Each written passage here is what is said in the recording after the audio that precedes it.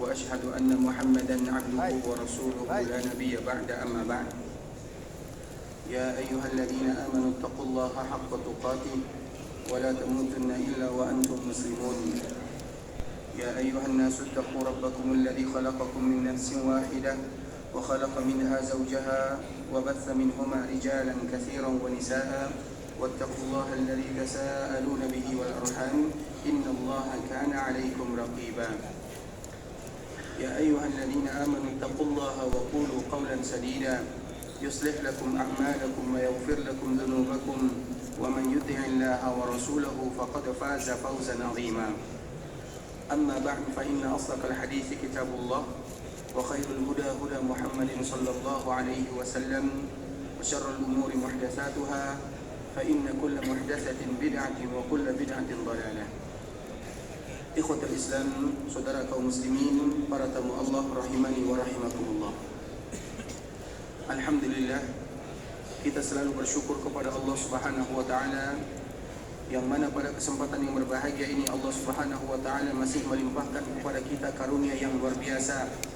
Allah mudahkan kepada kita untuk duduk di taman-taman surga, karena memang majlis ilmu merupakan taman di antara taman-taman surga yang bisa mengantarkan seorang hamba ke surga Allah Subhanahu wa taala yang sebenarnya. Tentunya itu merupakan kenikmatan yang luar biasa yang Allah Subhanahu wa taala berikan kepada kita. Kita ingin mendengarkan ayat-ayat Allah Subhanahu wa taala. Kita ingin mendengarkan hadis-hadis Rasulullah sallallahu alaihi wasallam, karena sifat seorang mukmin sebagaimana yang Allah sebutkan, innamal mu'minuna alladhina idza dzukirallah wajilat qulubuhum wa idza tuliyat 'alaihim ayatuhu zadatuhum imana. Sesungguhnya seorang mukmin mereka yang apabila mendengarkan nama Allah hati mereka akan gemetar takut kepada Allah Subhanahu wa taala. Apabila dibacakan kepada mereka ayat-ayat Allah bertambah keimanan mereka. Itulah sifat seorang mukmin yang Allah Subhanahu wa taala sebutkan di dalam Al-Qur'an. Mereka selalu mendengarkan ayat-ayat Allah. Mereka selalu ingin membacakan sunnah-sunnah Rasulullah sallallahu alaihi wasallam, karena kita tahu bahwa di antara salah satu yang disebutkan oleh baginda yang mulia dengan taman surga adalah halaqah zikir, halaqah yang dibacakan Al-Qur'an dan halaqah yang dibacakan hadis-hadis Rasulullah sallallahu alaihi wasallam. Kemudian salawat beriringkan salam semoga tetap tercurahkan buat baginda yang mulia, Nabi kita tercinta Muhammad bin Abdullah sallallahu alaihi wasallam. Rasulullah sallallahu alaihi wasallam memiliki sifat yang sangat indah, akhlak yang mulia. Rasulullah sallallahu alaihi wasallam sangat dicintai oleh para sahabatnya, sehingga para sahabat kadang-kadang mereka melakukan berbagai macam cara untuk bisa mencintai Rasulullah sallallahu alaihi wasallam, bahkan sesuatu yang tidak kita bayangkan, ikhwatal Islam. Dan ini menunjukkan kepada kita bagaimana kecintaan sahabat-sahabat Nabi radhiyallahu taala anhum kepada Rasulullah sallallahu alaihi wasallam. Ada salah seorang sahabat yang bernama Sawad yang ini pernah kita sebutkan. Dikala terjadi perang Badar, Rasulullah sallallahu alaihi wasallam menyusun rapi pasukan kaum muslimin. Rasulullah sallallahu alaihi wasallam menyuruh mereka berbaris rapi sebelum mereka menghadapi pasukan musuh yang jumlahnya 3 kali atau 4 kali lipat dibandingkan dengan jumlah mereka. Kemudian di sela-sela Rasulullah sallallahu alaihi wasallam menyusun merapikan saf-saf para sahabatnya, maka ada salah seorang di sana yang bernama Sawad. Sawad itu artinya adalah hitam, karena memang sahabat ini warna kulitnya hitam dibandingkan dengan sahabat-sahabat yang lainnya. Kemudian dikala Sawad dia sengaja atau tidak disengaja dia tidak meluruskan barisannya, atau dia agak maju sedikit ke depan dibandingkan dengan sahabat-sahabat yang lainnya, sehingga Rasulullah sallallahu alaihi wasallam pun memberikan teguran kepada Sawad. Rasulullah sallallahu alaihi wasallam yang sedang memegang tongkat mendorong Sawad ke belakang, karena Rasulullah sallallahu alaihi wasallam ingin sahabatnya berbaris rapi sebelum mereka menghadapi pasukan musuh yang begitu besar. Kemudian tak kala Rasulullah sallallahu alaihi wasallam mendorong Sawad dengan tongkatnya, maka di sanalah Rasulullah sallallahu alaihi wasallam mendengarkan sebuah ucapan dari Sawad, "Auja'tani ya Rasulullah." "Ya Rasulullah, engkau membuat diriku sakit," kata Sawad kepada Rasulullah sallallahu alaihi wasallam. karena tadi didorong oleh Rasulullah SAW dengan menggunakan tongkat. Di sanalah Rasulullah SAW minta maaf kepada Sawat. Kemudian apa kata Rasulullah SAW? Tentunya Rasul melakukan yang demikian dan Nabi pantas untuk melakukannya karena dia adalah pemimpin pada saat itu. Dia adalah Nabi, dia adalah Rasul, dia adalah komandan, dia adalah pemimpin pasukan perang. Wajar kalau seandainya Nabi memberikan peringatan kepada sahabatnya kalau dikala mereka melakukan kesalahan. Namun Nabi memiliki akhlak yang mulia, sifat yang luar biasa yang harus kita contoh di dalam kehidupan sehari-hari. Karena memang semakin kita mengetahui bagaimana Nabi kita yang mulia, maka semakin kita menunjukkan keluarbiasaan kecintaan kita kepada baginda. Karena Nabi mencontohkan kepada kita akhlak-akhlak yang indah, akhlakul karimah. Karena memang Allah mengutus nabinya untuk menyempurnakan akhlak yang mulia. Kemudian dikala mendengarkan Sawat mengucapkan yang demikian, "Ya Rasulullah, engkau membuat diriku sakit." Rasulullah SAW minta maaf kepada Sawat. Kemudian apa kata Rasulullah SAW? "Ittas minni." Wahai Sawat, silahkan engkau balas sebagaimana tadi aku memperlakukan dirimu. Silahkan engkau dorong, silahkan engkau pukul diriku, kata Rasulullah kepada Sawat, sebagaimana tadi aku mendorong dirimu, sebagaimana aku tadi memukul dirimu dengan tongkat. Silahkan kamu balas, silahkan kamu berqisas. Kemudian Sawat akhirnya tidak malu-malu, tidak segan-segan. Sedangkan sahabat yang lainnya melirik apa yang akan dilakukan Sawat kepada Rasulullah SAW. Sahabat yang lainnya sudah mulai kesal kepada Sawat. "Beranikah kamu membalas kepada Rasulullah SAW?" Kata sahabat-sahabat yang lain kepada Sawat. Namun itu adalah perintah Rasulullah SAW. Kemudian apa kata Sawat? "Ya Rasulullah, engkau mendorongku dengan tongkat." Maka Rasul pun memberikan kepadanya tongkat yang tadi dijadikan untuk mendorong Sawat. Kemudian apa kata Sawat?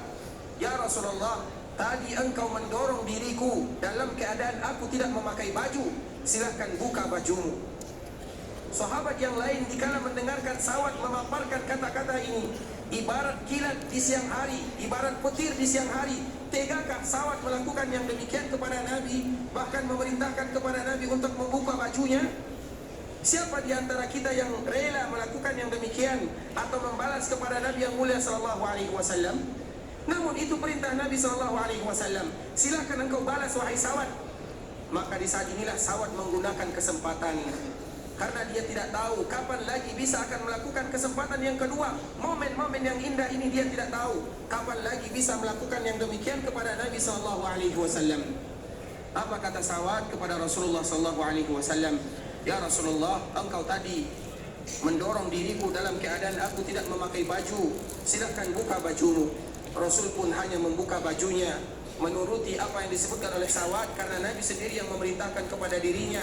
Setelah Rasulullah SAW membuka bajunya, Sawat mendekati Rasulullah SAW.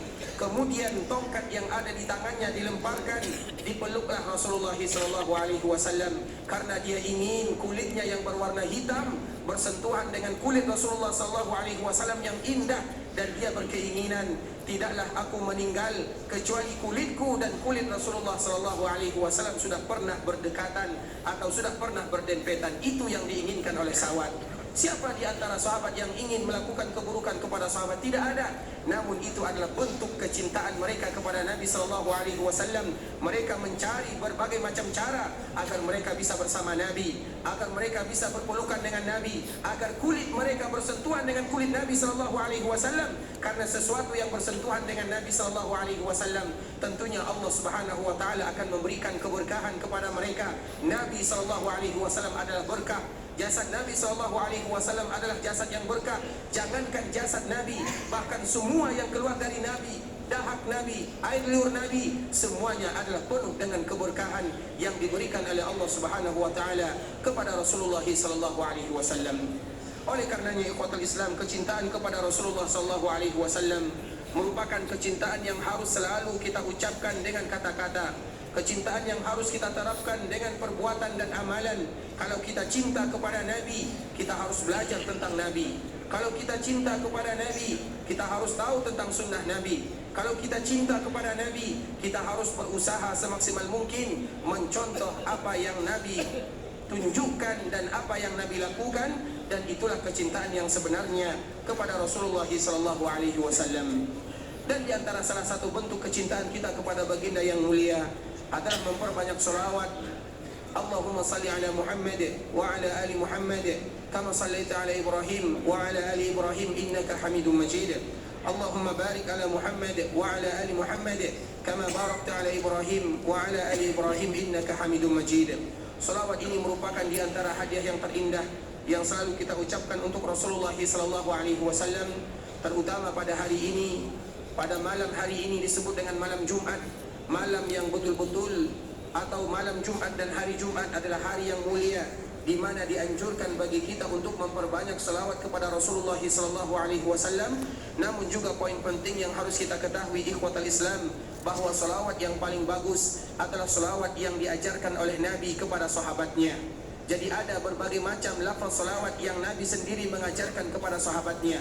Ada riwayat dari sahabat Ka'ab bin Ujrah, ada riwayat dari sahabat Abu Sa'id Al-Khudri, ada riwayat dari Abu Mas'ud Al-Ansari, ada riwayat dari Abu Umaid As-Sa'idi, ada riwayat dari Amr bin Hizam. Semua riwayat ini adalah riwayat yang Nabi sendiri mengajarkan selawat kepada para sahabatnya, dan selawat inilah selawat yang terindah, karena tidak ada yang paling indah kecuali yang keluar dari lisan Nabi sallallahu alaihi wasallam. Dan diantara bentuknya adalah selawat yang tadi kita bacakan, yang disebutkan oleh para ulama dengan kalimat selawat Ibrahimiyah. Ikhwatal Islam, saudara kaum muslimin, para tamu Allah rahimani wa rahimakumullah. Alhamdulillah, pada kesempatan yang berbahagia ini kita kembali bersua dan berjumpa untuk mempelajari, mengetahui bagaimana keutamaan yang ada di kota Madinah. Sebelumnya kita telah menyebutkan sebuah hadis Rasulullah sallallahu alaihi wasallam, hadis yang diriwayatkan oleh Imam Muslim. Rasulullah sallallahu alaihi wasallam bersabda, "Inna Ibrahim harrama Makkah wa inni harramtul Madinah." Sesungguhnya Nabi Ibrahim berdoa kepada Allah Subhanahu wa taala agar Makkah dijadikan tanah haram. Wa inni haramtul Madinah, dan aku pun, kata Rasulullah sallallahu alaihi wasallam, berdoa kepada Allah agar kota Madinah juga dijadikan tanah haram. Bahkan juga di antara doa Rasulullah sallallahu alaihi wasallam dikala Nabi pertama kali hijrah di kota Madinah, sebuah kota yang penuh dengan wabah, sebuah kota yang penuh dengan penyakit. Makanya banyak di antara para sahabat yang mendapatkan rasa sakit yang luar biasa. Abu Bakar mengadu kepada Nabi, Bilal datang mengadu kepada Nabi. Mereka tidak tahan tinggal di kota Yathrib. Maka di saat itulah Rasulullah sallallahu alaihi wasallam berdoa kepada Allah Subhanahu wa taala untuk mengangkat wabah yang ada di kota Madinah.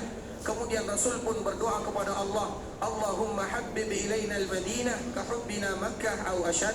Ya Allah, tanamkan kecintaan kepada diri kami, cinta terhadap kota Madinah sebagaimana cinta kami terhadap kota Makkah, atau lebih lagi kecintaan kami terhadap kota Madinah dibandingkan kecintaan kami terhadap kota Makkah. Bagi mereka yang diberikan kesempatan oleh Allah Subhanahu wa taala untuk datang ke kota Madinah, maka ada 5 tempat yang dianjurkan bagi mereka untuk berziarah ke sana. Yang pertama adalah Masjid Rasulullah sallallahu alaihi wasallam, yang alhamdulillah kita berada sekarang di dalamnya. Kemudian yang kedua adalah Masjid Quba, yang mana Allah abadikan kisah mereka di dalam Al-Quran.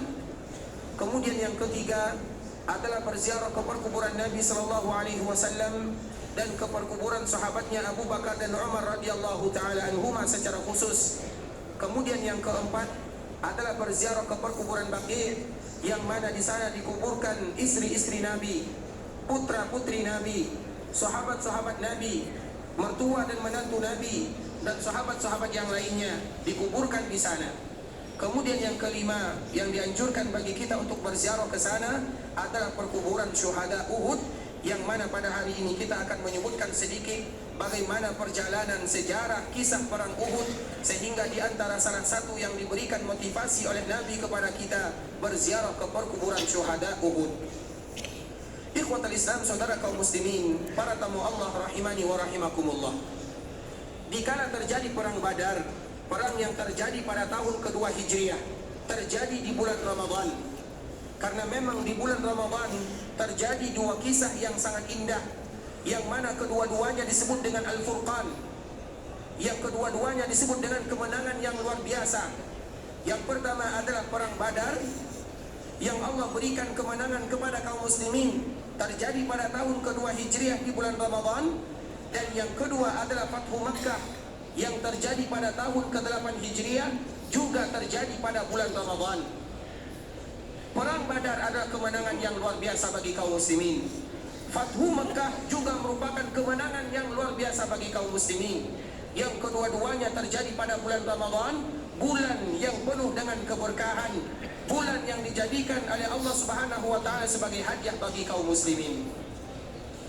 Dikala terjadi perang Badar, ikhwatal Islam, maka di saat itulah Allah Subhanahu wa taala memberikan pertolongan yang luar biasa kepada kaum muslimin. Laqad nasarakumullahu bi Badrin wa antum azillah. Allah menyebutkan kepada kita bagaimana kejadian yang sebenarnya di dalam Al-Quran dikala terjadi perang Badar. Perang Badar tidak sama dengan film-film yang kita saksikan. Perang Badar disebutkan oleh Allah Subhanahu wa taala wa antum azillah, sedangkan kalian dalam keadaan yang tidak memiliki apa-apa. Maknanya apa? Dikala terjadi perang Badar, tidak ada alat bagi kaum muslimin, tidak ada alat perang, tidak ada kuda, tidak ada unta, tidak ada perlengkapan yang sangat banyak, sehingga Allah menyebutkan wa antum azillah, sedangkan kalian tidak memiliki apa-apa. Disebutkan oleh para sejarah, ahli sejarah, kaum muslimin hanya memiliki 2, 3 atau 4 kuda saja. Coba bayangkan, kuda yang dijadikan sebagai alat untuk berperang, yang bisa memberikan kemenangan, yang bisa menambah kekuatan, hanya dimiliki 2 atau 3 saja. Onta, sahabat Nabi SAW hanya memiliki beberapa onta saja.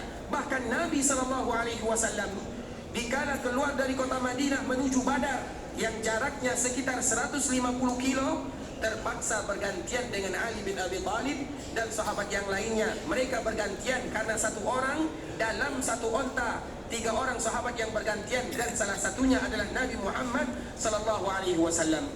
Nabi naik unta, Ali dan sahabat lainnya berjalan kaki. Kemudian setelahnya Nabi berjalan kaki, Ali yang naik unta. Kemudian sahabat yang lain naik unta, Ali dan Nabi berjalan kaki. Begitulah mereka melakukan perjalanan menuju Badar. Wa antum azillah, dan kalian dalam keadaan tidak memiliki perlengkapan yang banyak. Bahkan disebutkan ikhwatal Islam, sahabat mereka berperang dengan pelepah daun korma, sahabat berperang dengan bebatuan. Mereka tidak memiliki alat yang lengkap di dalam perang Badar. Sehingga Allah menyebutkan kepada kita, wahai kalian orang-orang yang beriman, terkhusus kepada sahabat Nabi dan secara umum kepada kita bersama, ingatlah bagaimana pertolongan Allah kepada kalian dikala terjadi perang Badar wa antum azillah, sedangkan kalian dalam keadaan tidak memiliki apa-apa. Kemudian ikhwatal Islam, Rasulullah SAW tidak tidur dikala sahabatnya tidur. Rasulullah SAW berdoa kepada Allah. Semalam suntuk Rasulullah SAW berdoa kepada Allah, sehingga Allah Subhanahu wa taala menyebutkan di dalam surat Al-Anfal, istastaghitsuna rabbakum fastajaba lakum. Ingatlah dikala kalian ingin beristighatsah atau beristighatsah kepada Allah, maka Allah pun mengabulkan doa dan permintaan kalian. Maknanya Nabi SAW beristighatsah kepada Allah. Istighatsah itu artinya adalah dikala kita merasa kesulitan atau dikala kita dihadapkan dengan permasalahan yang kita tidak tahu bagaimana cara penyelesaiannya, sehingga kita pun beristighatsah dan beristighatsah kepada Allah Subhanahu wa taala. Kemudian di saat itulah ikhwatal Islam, Rasulullah SAW berdoa kepada Allah, Allahumma anjiz li ma wa'adtani. Itulah yang selalu diucapkan oleh Nabi SAW. Nabi kasihan melihat para sahabatnya dengan jumlah mereka yang sedikit, maka Nabi bermohon berdoa kepada Allah sambil meneteskan air mata. Allahul Islam, ya Allah, kalau seandainya kelompok kecil ini mereka binasa, mereka hancur, mereka kalah, fala tu'bad fil ard, maka engkau tidak akan lagi diibadati di bumi ini ya Allah. Begitulah Nabi SAW betul-betul merengek, meminta, berintih di hadapan Allah Azza wa Jal. Ya Allah, kalau seandainya pasukan kecil ini, kalau seandainya kami kalah, siapa lagi yang akan beribadah kepadamu ya Allah? Itulah yang diucapkan oleh Rasulullah SAW. Dan Nabi SAW mengangkat kedua tangannya dengan mengangkat yang sangat tinggi, hampir-hampir atau lidah Nabi SAW, sorban Nabi selalu jatuh maka datanglah di sana Abu Bakar As-Siddiq selalu memakaikan sorban Nabi SAW. Kemudian apa kata Abu Bakar As-Siddiq? Ya Rasulullah, Allah pasti akan memberikan kepada kita kemenangan, sehingga perang Badar disebut dengan Al-Furqan, yang betul-betul membedakan mana yang hak dan mana yang batil. Terjadilah peperangan ikhwatul Islam. Allah menurunkan dan menyatukan di sana penduduk bumi yang paling mulia dengan penduduk langit yang paling mulia. Sehingga kalau ada di antara kita yang bertanya, penduduk ikut dalam perang Badar. Kalau ada di antara kita yang bertanya, penduduk langit manakah yang paling mulia? Malaikat-malaikat yang ikut perang Badar. Bertemu dua kemuliaan, dua makhluk Allah Azza wa Jal, makhluk bumi dan makhluk langit, bertemu mereka yang mulia. Begitulah pertolongan Allah Subhanahu wa taala. Sehingga mereka yang ikut Badar, apa kata Rasulullah SAW? Lakukan apa yang kalian ingin lakukan, karena Allah pasti akan memberikan ampunan kepada kalian. Ikut perang Badar bukan sesuatu yang mudah, dengan alat yang tidak ada, dengan alat yang serba ada, dengan jumlah yang sedikit. Yang dimiliki oleh kaum muslimin adalah iman dan takwa. Kemudian Allah turunkan di sana malaikat, yang mana malaikat tersebut membantu kaum muslimin di dalam berperang, dan akhirnya terbunuhlah mereka-mereka yang kuat permusuhannya kepada Nabi. Terbunuh di sana Abu Jahal. Abu Jahal disebut dengan Abu Jahal, padahal namanya bukan Abu Jahal, tetapi disebut dengan Abu Jahal karena dia tahu kebenaran Nabi, dia tahu Islam. Dia sering mendengarkan Nabi membaca Al-Quran, dia tahu itu benar, namun dia tidak mau, karena dia tidak mau diturunkan tahtanya. Dia tidak mau karena egois, dia tidak mau karena dia ingin membela kabilahnya, sehingga disebut dengan Abu Jahal. Meninggal juga di sana Umayyah. Umayyah yang pertama kali tidak mau berperang, namun karena takut dicemehkan, takut dihinakan oleh kaumnya, takut dihinakan oleh kabilah yang lainnya, akhirnya dia ikut, padahal dia tahu dia akan mati di sana. Meninggal di sana mereka-mereka yang kuat permusuhannya dengan Rasulullah SAW, sehingga pada tahun berikutnya keluarga mereka pun ingin membalas dendam kepada Rasulullah SAW dan juga kepada sahabat-sahabat yang lainnya. Maka terjadilah 1 tahun setelahnya, di bulan Syawal, yang namanya Ghazwatul Uhud, yaitu peperangan Uhud, yang mana Uhud tersebut berada di belakang kita. Jaraknya dari Masjid Nabawi berkisar antara 3,5 sampai 3,8 km. Ikhwatul Islam, saudara kaum muslimin, para tamu Allah rahimani wa rahimakumullah. Dikala Rasulullah SAW, tanahnya datar, penuh dengan batu. Dari mana datang lubang ini? Disebutkan oleh sebahagian ahli sejarah, ternyata orang-orang munafikun sebelum Nabi pergi ke Uhud, mereka sudah menggali lubang-lubang di sana, dan begitulah permusuhan mereka kepada Nabi SAW, sehingga pantas Allah menyebutkan innal munafiqina fid darkil asfali minan nar. Sesungguhnya orang-orang munafikun mereka berada di kerak-kerak api neraka. Permusuhan mereka secara diam-diam untuk Nabi dan untuk para sahabatnya. Kemudian ikhwatul Islam, saudara kaum muslimin, para tamu Allah rahimani wa rahimakumullah. Maka Nabi SAW pun bermalam pada malam Sabtu. Sampailah Nabi dan para sahabatnya di Bukit Uhud. Dan kita tahu Uhud itu adalah sebuah bukit yang sangat panjang. Bahkan kalau seandainya kita lewat di sana, maka ada tulisan yang besar, Uhud Jabalun yuhibbuna wa nuhibbuh. Bukit Uhud adalah bukit yang kita cinta kepadanya, dan Uhud pun